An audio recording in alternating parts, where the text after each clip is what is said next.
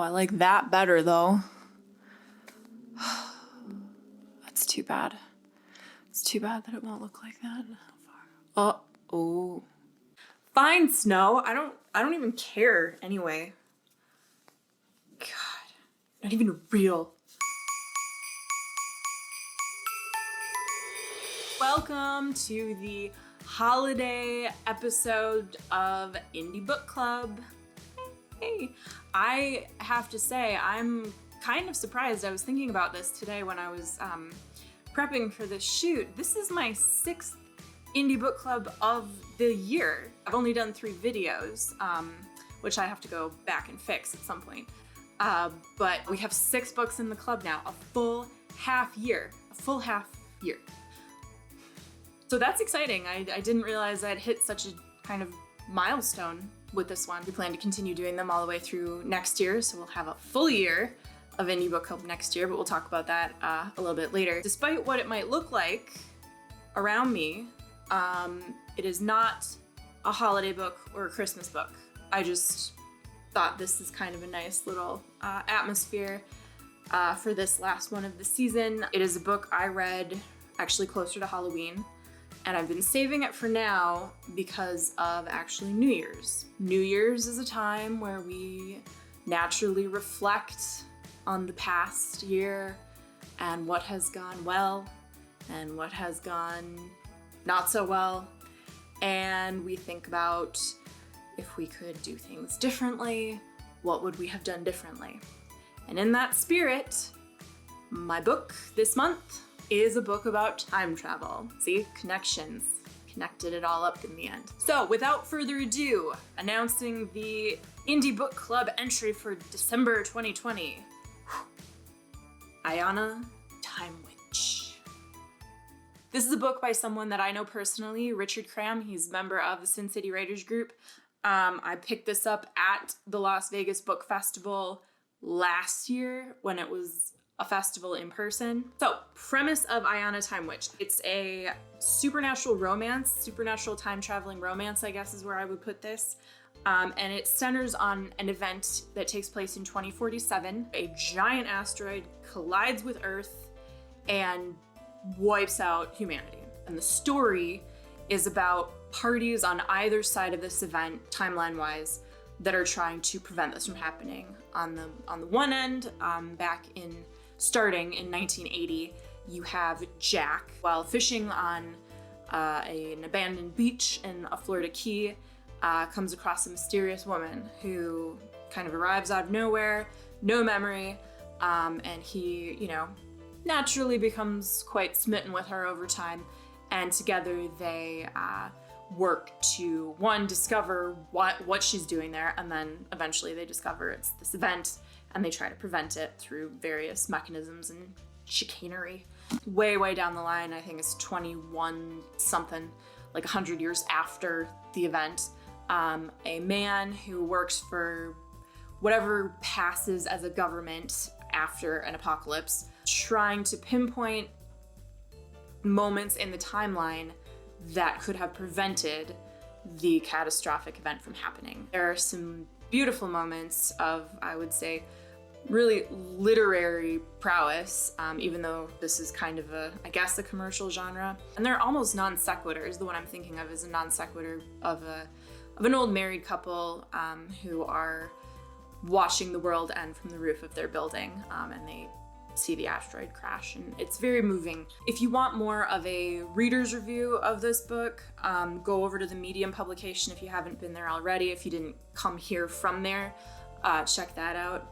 The video is more about the writer's takeaway. So the lessons learned, or I guess you could call it what I didn't like. Point is, we're going to talk about some stuff that we can maybe learn from it as writers, maybe as readers, if you want a little bit of insight into the writing process, the writing world.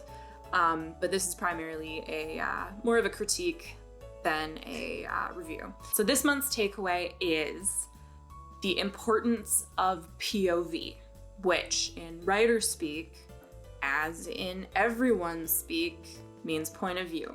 the importance of point of view. But particularly for writers, this is in relation to your target audience, your point of view of your characters as it relates to your target audience. So first of all, let's just go over real quick. What is a target audience? So your target audience is the audience that you are primarily writing this book for. Every book has one. Everyone at every single conference will tell you the target audience for your book is not everyone. There is a very specific group of people that you are, whether you mean to or not, there is a specific group of people that you are writing this book to. Those aren't the only people that will read your book, but it is important to know who those people are. Defining your target audience is done after the book is written and you have a chance to evaluate. At least that's how I've always done it. This book in particular really opened my eyes to how you might want to start thinking about your target audience in the, if not the drafting process, probably the editing process. So to illustrate this point with a visual aid, when it comes to this book specifically, I'm going to show you the cover again. This is the cover, this is the front cover. Okay, just kind of get that good and strong in your head. And if I can point some stuff out, obviously it's a female protagonist. It's very like soft colors, very vibrant. It's very, even though she's probably naked, it's very unsexualized. It's a gorgeous cover. It really is. I think this is a beautiful cover. And then you turn it around and you see this. This is also a very beautiful picture. A lovely young lady.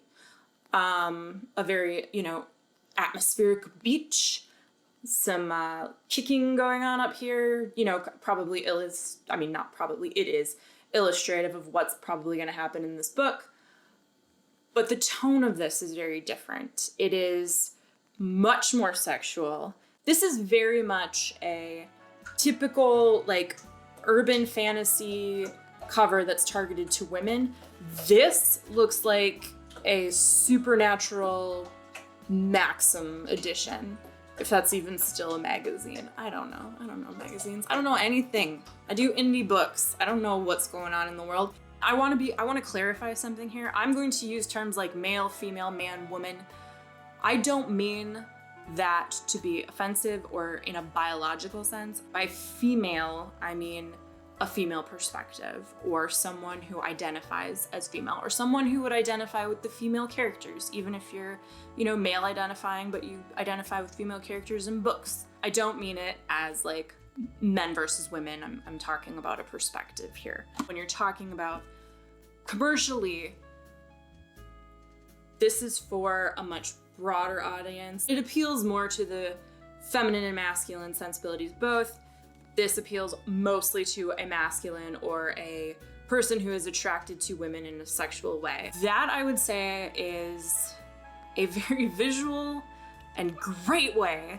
I love that the book did that because it helps me describe the other issues I had with some of the dialogue in this book and with some of the situations that I found in this book, reading it as I am, someone who relates to the female characters in a book as her avatar. To give the literary equivalent of the cover conundrum, I'm going to read a couple of short, hopefully really, really short excerpts. The first one comes about a third of the way through the book. This is Jack speaking. He's already met Aiyanna, and they have started on their way. I changed into lightweight sweats and a t-shirt. One of my favorite t-shirts, the one with the joke about 3 types of math people, was left in Vegas when we bolted. That non sequitur always made me chuckle, but I'm not thinking about the joke at the moment. Man, was Aiyanna sexy in that shirt. I don't see the image in my mind as much as I feel my reaction to the outline of her breasts and nipples as we sat close inside the tent. So this one is in the middle of a conversation later on, and they're in kind of the middle of an argument. I make a face at her. Believe me, with your smile, your skin, your sculpted face, well, you're a 12, and I think most people would agree. You have a different, exotic look, and your ink black hair complements the rest. I'm not about to go on about her lean body, fine ass, and mouth-watering breasts. that is a way of speaking about a woman that is very appealing to men, I think. It's not disrespectful, it's not mean. It's a little bit on the obsessive side, but that's kind of the storyline to a degree. There's something, and it's hard to pinpoint, but there's something about it that's just a little bit alienating as a female reader. It's like, it's not enough for me to like throw the book across the room, but it is like, oh, this doesn't feel like it's for me anymore. And this goes back to target audience. With the cover looking the way it does, I would think that this is for women. Time traveling romance is typically a female-read genre. So to have prose in here that feels like, oh, this was meant to appeal to someone else that is not me, or anyone, you know, with my sensibilities, that is less than ideal. Now, it's not all like that. I am gonna read one more piece. Spoilers, it's during a love scene, so. In repose, her face is still aglow as her head lays upon my chest. Her long, supple legs wrap around my thigh, and I can feel her wetness there. She sleeps on her side, draping me. Her hair is now a concert of all the colors of the rainbow, in a combination of layers and highlights. She stirs in her sleep, and the memory of her taste fills my mouth. The loving of her smile fills my eyes. My fingers stroke her wonderful, sleek, and soft skin. I close my eyes, but I can still see. My breath comes in slow, deep waves of happiness. Touching her is magic. Her body is a symphony of color and form. She is beautiful. There are 1,000 other words that could describe her, but I like the simple one. She is beautiful.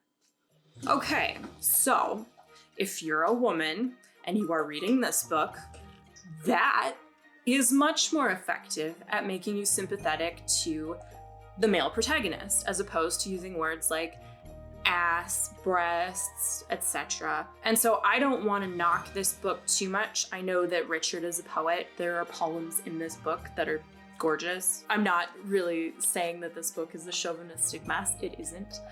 But I do think that as a male writer, writing in a genre that's mostly for women, you do have to be very cautious about how you go about describing women to women. I think another reason why these moments of alienation, let's say, that's a strong word, but I'm going to use it anyway. It's a very mild alienation. It's like just, and then it's gone. But these moments really stand out because the only POVs in the book, for the most part, are males.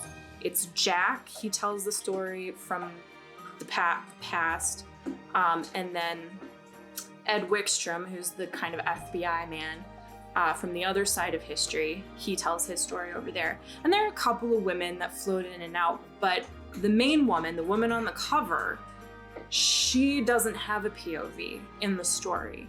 Nothing is ever seen from her perspective. It's all a man talking about her or talking about what he thinks she might be thinking. On the one hand, I can see why you would want to do that, because she is this sort of, what's the word? Enigmatic creature. If you put the reader in her head, you're going to lose a lot of that mystery. On the other hand, she's also the main character. She's the title character. And to lose her perspective, to not have access to that as a female identified reader, it does add another level of issue to some of those phrasings that happen in the book. I still think the book is lovely. There are still things that stand out in my mind all these months later, and probably will continue to stand out in my head. It is also, I think, a good one for the end of the year as we're trying to get through these last few weeks. When you're reading about a major apocalypse that ruins literally the entire planet, makes you grateful even for the stuff that we've been through. The link is in the description here. It's also on the Medium publication. It will go on my bookshelf of other lovely Indie Book Club favorites. To speak of additions to the Indie Book Club, I will be releasing our full lineup of 2021 Indie Book Club entries on New Year's Eve. If you are looking for a way to read more indie books, look at that list, and I will have buy links available for all of those books. Go ahead and pick them up, and you can see if anything I say on here is actually legit, if you agree with it or not, and then you'll be much better equipped to call me an idiot later, which is always fun. Some of my family's favorite pastimes, so get in on that next year. Thank you again for watching this third episode, a quarter of a year on YouTube. I'm excited to continue reading some great books, doing some ridiculous videos. Maybe we'll get the authors on here to come rip me open for what I've said about them. If there's books that you've read that you would like to see on here, feel free to send me an email or drop a comment.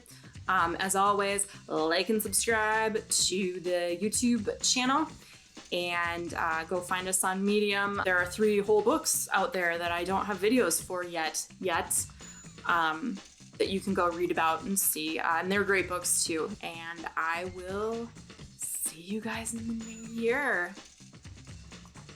Happy holidays!